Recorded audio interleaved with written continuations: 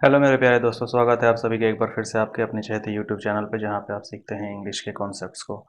जी हाँ मेरे दोस्तों, इंग्लिश के कॉन्सेप्ट्स में आज की कड़ी में आज आप लोगों के सामने है the Hindu vocabulary. The Hindu vocabulary का सीरीज़ चलेगा। आज हम लोगों का पहला दिन है और इसको हम लोग कंटिन्यू रखेंगे। हर दिन हम लोग क्या करेंगे, हम लोग 5 वोकैब सीखेंगे, 5 वोकैब्स वोकैबलरी, जिसमें हम लोग वर्ड्स को देखेंगे। 5 वर्ड्स के साथ साथ हम लोग देखेंगे 3 ईडियम्स एंड फ्रेजेस को। ठीक है, 3 ईडियम्स एंड फ्रेजेस को देखेंगे और 3 ईडियम्स एंड फ्रेजेस के साथ हम लोग देखेंगे 2 फ्रेजल वर्ब्स को। जी हाँ मेरे दोस्तों, मेरे भाइयों, 5 3 8 2 10 इन टोटल हम लोग पर डे जो है सो 10 कॉन्सेप्ट्स को, 10 वर्ड्स को, 10 को हम लोग मोटे मोटे तौर पे हम लोग देखते चलेंगे। ठीक है, तो आइए बिना समय गंवाए हम लोग शुरुआत करते हैं अपने आज के सेशन का। तो ये रहा हमारे आज के सेशन का पहला स्लाइड। पहला स्लाइड यानी कि पहला वर्ड। जी हाँ, आपके सामने पहला वर्ड है और वो वर्ड है इंसेसेंट। ठीक है, इंसेसेंट। इंसेसेंट का मतलब क्या होता है? इंसेसेंट मतलब कंटिन्यूइंग और फॉलोइंग विदाउट इंटरप्शन। अरे भाई साहब, इंटरप्शन मतलब गतिरोध। इंटरप्शन मतलब गतिरोध, यानी कि बिना किसी रुकावट के, बिना किसी रुकावट के लगातार चलते जाना, बिना किसी रुकावट के लगातार चलते जाना, लगातार। ठीक है, इंसेसेंट का मतलब क्या हो गया? लगातार। इंसेसेंट का मतलब हो गया लगातार, कंटिन्यू कर रहे हैं हम लोग बिना किसी इंटरप्शन के, बिना किसी गतिरोध के हम लोग कंटिन्यू करते जा रहे हैं, उसको कहते हैं इंसेसेंट। सिनोनिम की अगर बात करें, इसके सिनोनिम की बात करें तो कंटिन्यूअस, परपेचुअल, अनइंटरप्टेड। देखिए यहाँ पे लिखा है अनइंटरप्टेड, इंटरमिनिएबल, नॉन स्टॉप। बिल्कुल नॉन स्टॉप है इंसेसेंट, यानी कि नॉन स्टॉप। एंटोनिम्स की बात करें यानी कि अपोजिट वर्ड्स, अपोजिट वर्ड्स की बात करें तो डिसकंटिन्यूअस। अगर यहाँ पे कंटिन्यूअस है तो यहाँ हो गया डिसकंटिन्यूअस। Intermittent, irregular. रेगुलर है इंसेसेंट यानी कि रेगुलर है, लगातार है यानी कि क्या है? रेगुलर है। तो यहाँ पर हो गया इरेगुलर, एंटोनिम हो गया इरेगुलर। अगर हम बात करें एग्जाम्पल की, तो अगर हम एग्जाम्पल बनाना चाहें तो हम एग्जाम्पल क्या बना सकते हैं? जी हाँ, सोचिए सोचिए सोचिए सोचिए। बहुत बारिश हो रही है, महाराष्ट्र में बहुत बारिश हुई है, मुंबई में। तो हम एक एग्जाम्पल बनाते हैं, the city is flooded due to, the city is flooded, city is flooded due to incessant rain, due to incessant rain. लगातार बारिश होने के कारण जो शहर है सो क्या हो गया है? बाढ़ ग्रसित हो गया है, फ्लडेड हो गया है। ठीक है, आइए अगले वर्ड पे चलते हैं हम लोग। ये रहा हमारा अगला वर्ड, क्विसेंट। क्विसेंट का मतलब क्या होता है? इन ए स्टेट और पीरियड ऑफ इनएक्टिविटी और डोरमेंसी। डोरमेंसी मतलब क्या होता है? डोरमेंसी मतलब खालीपन, डोरमेंसी मतलब खालीपन। ठीक है, इन स्टेट और पीरियड एक ऐसा अवस्था, एक ऐसा अवस्था या एक ऐसा काल जिसमें इनएक्टिव होता है इंसान। ठीक है, इन स्टेट ऑफ, इन स्टेट और पीरियड ऑफ इनएक्टिविटी और डोरमेंसी। ठीक है, हम लोग कह सकते हैं हिंदी में अगर हम लोग जानना चाहें तो हम लोग कह सकते हैं मौन, कह सकते हैं स्थिर, कह सकते हैं।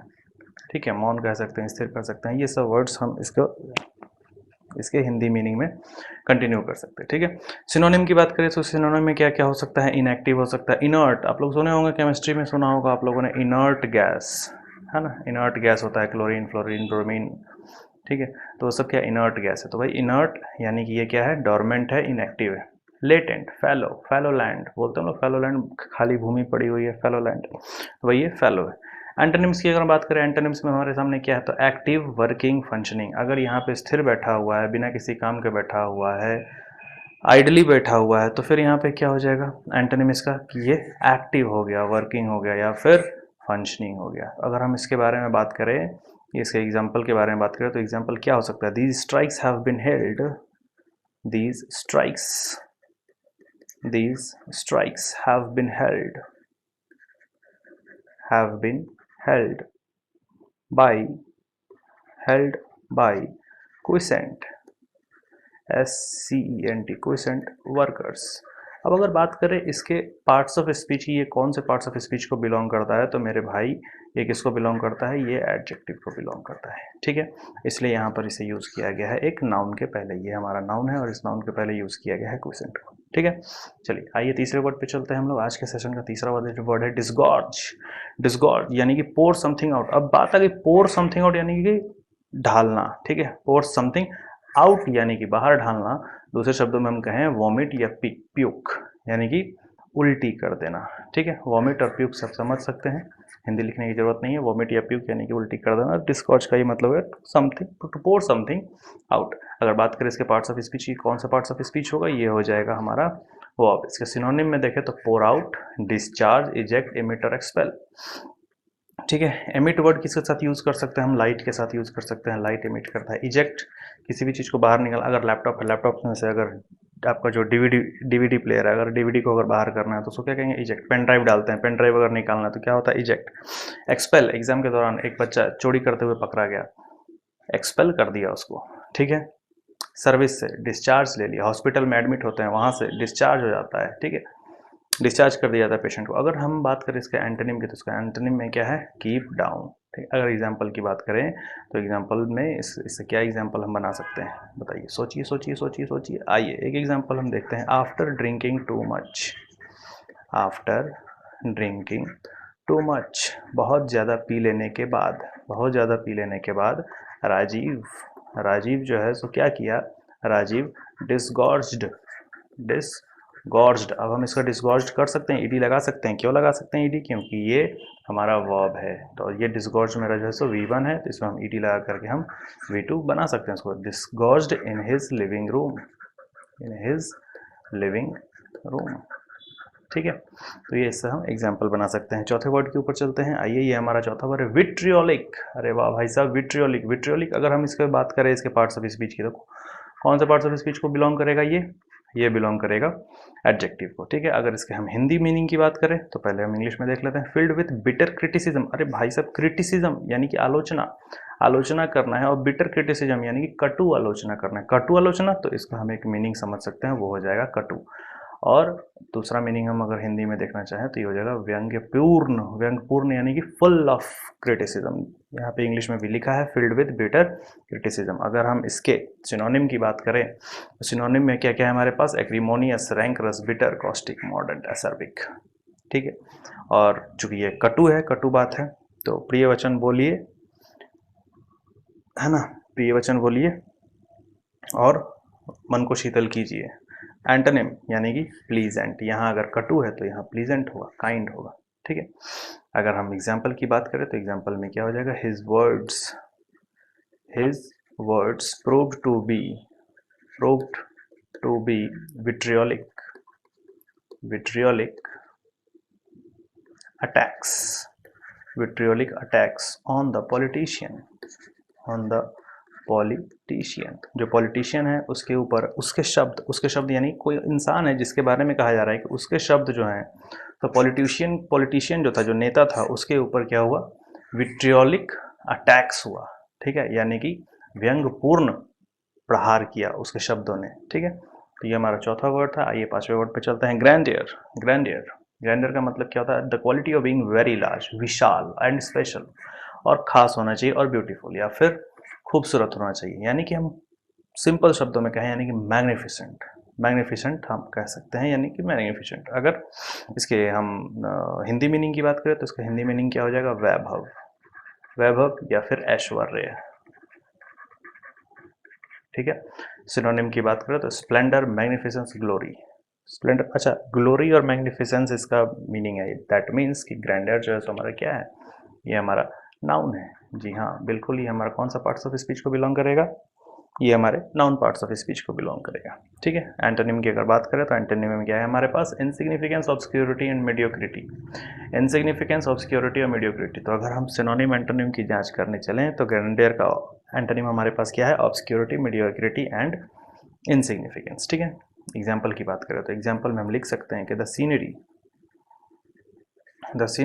ऑफ पालम, पालम का जो सीनरी है वो क्या है? Captivate the beauty, captivate the beauty and grandeur of nature, ठीक है। पालम का जो सीनरी है, जो दृश्य है वहाँ का, वो प्रकृति का खूबसूरती और ग्रैंडर यानी कि ग्लोरी को, उसकी विशालता को, उसके वैभव को क्या करता है? कैप्टिवेट करता है, ठीक है। चलिए अगले हम चलते हैं अगले सेशन पे, और ये है हमारा ऑल एट सी। अब ये क्या है भाई साहब? तो ये हमारा इडियम्स एंड फ्रेज। हमने कहा था कि हम लोग करेंगे क्या?